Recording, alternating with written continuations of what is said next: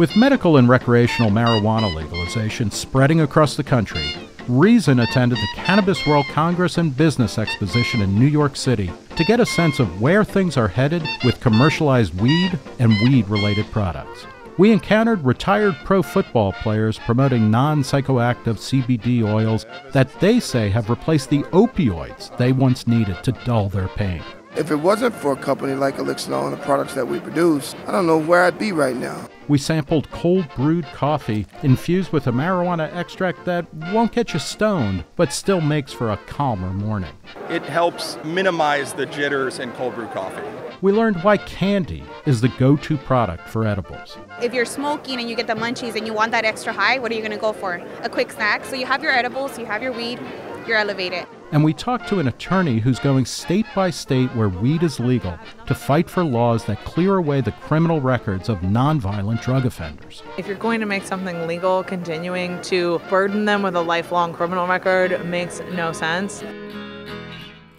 But by far the most vision-inducing part of the conference was keynote speaker Billy Tauzin. He's a former conservative congressman from Louisiana who went on to head up Pharma, the pharmaceutical industry's massive lobbying group. Now he works for Leonard Labs, a medical cannabis company founded by TV host, MS sufferer, and longtime legalization advocate Montel Williams. Tauzin himself survived a life-threatening bout with cancer, and now he says he wishes he could have smoked weed to ease his pain.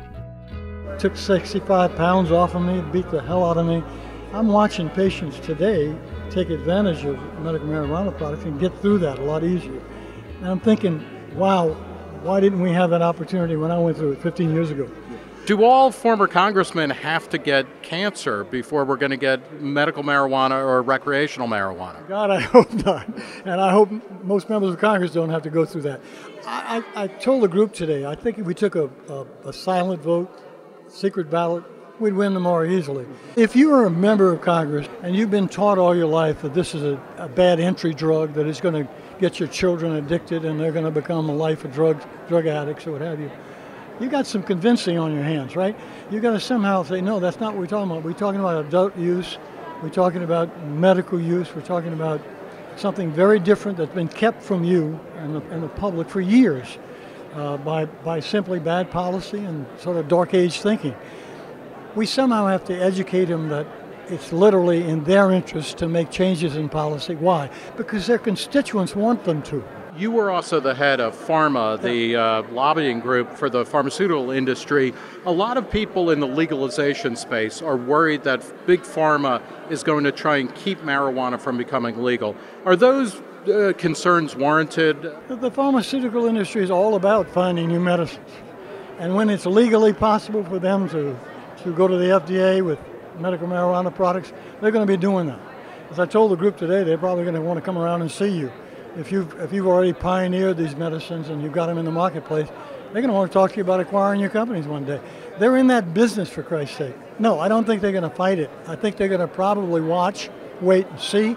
If the legalization spreads, as I think it will around the country, Congress wakes up and, passes the laws that take it off the schedules and let them become investigators and researchers into the exact why and how it works. I think they're going to be partners with this group today. They just got to literally take some time for it to happen. Tauzin has never been a full-on libertarian, but his experiences have taught him a valuable lesson about self-ownership.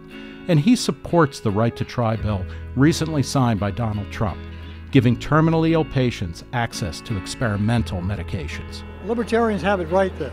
We ought to have a right to our own body and our own protection. If I want to try something new, I ought to have the right to try it. I hate the notion, as I told the group today, that the medicine that saved my life is off-label, and the company can't tell other people that it could be useful in pancreatic medicine. They can only use it for the label that it's labeled for. At least we ought to open that up. We ought to let people talk about the real-life experiences with medicines and which ones help which people. One thing I've learned is how different we are biologically.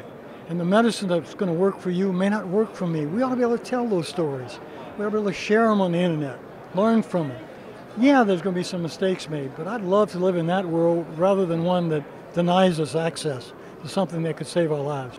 Donald Trump has said, at the urging of Cory Gardner, a Republican senator from Colorado, that he would sign a bill returning marijuana laws and regulation to the states. Are you confident that he will do that if presented with that? And will Congress actually write something and vote on something? Two good questions. As to the first, I think one day Congress will, if we literally advocate properly. I think they want to do that. It's just a question of giving him the courage to do it.